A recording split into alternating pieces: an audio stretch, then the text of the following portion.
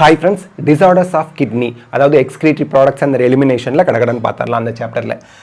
Disorders of kidneyல renal or kidney failure அப்படினா என்ன அர்த்தம்னா கிட்னி ஃபங்க்ஷனிங்ல மால் ஃபங்க்ஷன் வந்துருச்சுனா அதாவது கிட்னி சரிவர ஃபங்க்ஷன் ஆகாம போயிடுச்சு அப்படினா that may lead to accumulation of urea in blood. நம்ம ரத்தத்துல யூரியா வந்து அக்குமுலேட் ஆக ஆரம்பிக்கும், சேகரமாக ஆரம்பிக்கும்.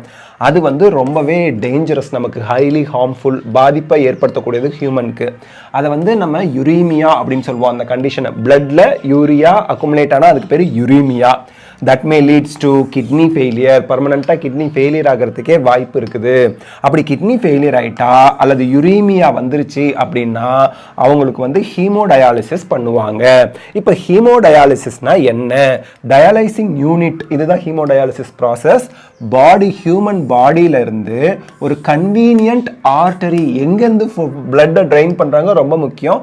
நமக்கு தகுந்த ஆர்டரியில இருந்து பிளட்டை ட்ரைன் பண்ணி அதை ஹெப்பாரினோட ஆட் பண்ணணும். பிளட்டோட ஹெப்பாரினை ஆட் பண்ணணும். சார் ஹெப்பாரின் யாரு அப்படின்னா ஆன்டி கோஅகுலண்ட் கொஷினில் கேட்பாங்க.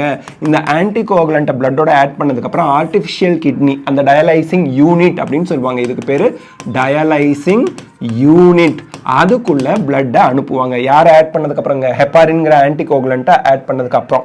இப்போ ஆர்டிஃபிஷியல் கிட்னி வழியா பிளட் உள்ள போகும்போது பிளட் பியூரிஃபை பண்ணப்படும், யூரியாலாம் ரிமூவ் பண்ணப்படும், அந்த நைட்ரோஜினஸ் வேஸ்ட் எல்லாம் ரிமூவ் ஆகிடும். இப்போ பிளட் வந்து என்ன ஆயிடுச்சு? கிளியர் ஆயிடுச்சு. கிளியர் ஆன பிளட்டோட நீங்க ஆன்டி ஹெப்பாரினை ஆட் பண்ணணும். ஏன்னா ஹெப்பாரினை ரிமூவ் பண்ணணும், அதுக்கு ஆன்டி ஹெப்பாரின் ஆட் பண்ணணும்.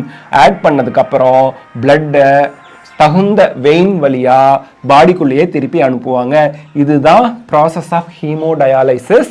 இந்த ஹீமோடயாலிசிஸ்ல ஹெப்பாரின்ங்கிறது ஆன்டி கோகுலண்ட், ஆர்டிஃபிஷியல் கிட்னிங்கிறது டயாலைசிங் யூனிட், ஆன்டி ஹெப்பாரின் அப்படிங்கிறது ஒரு கோஆகுலண்ட். அந்த மாதிரி, அதாவது ஹெப்பாரினை ரிமூவ் பண்றதுக்கு நம்ம ஆன்டி ஹெப்பாரின் போடுவோம், ஞாபகம் வச்சுக்கணுங்க.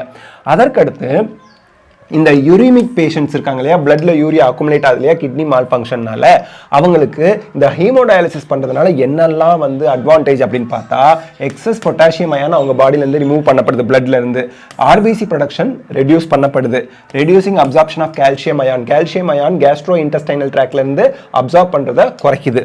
கிட்னி டிரான்ஸ்பிளான்டேஷன் தான் ஒரே மெத்தட், ஒரே சொல்யூஷன் கிட்னி ஃபெயிலியர் ஆனவங்களுக்கு. இந்த கண்டிஷன் சிவியர் ஆயிடுச்சு, யுரீமியா வந்து ரொம்ப சிவியர் ஆயிடுச்சு, கிட்னி ஃபெயிலியர் வந்து ரொம்ப 100% ஆயிடுச்சுன்னா கிட்னி டிரான்ஸ்பிளான்டேஷன் பண்ணி ஆகணுங்கிற ஒரு சிச்சுவேஷன் வந்துருவாங்க.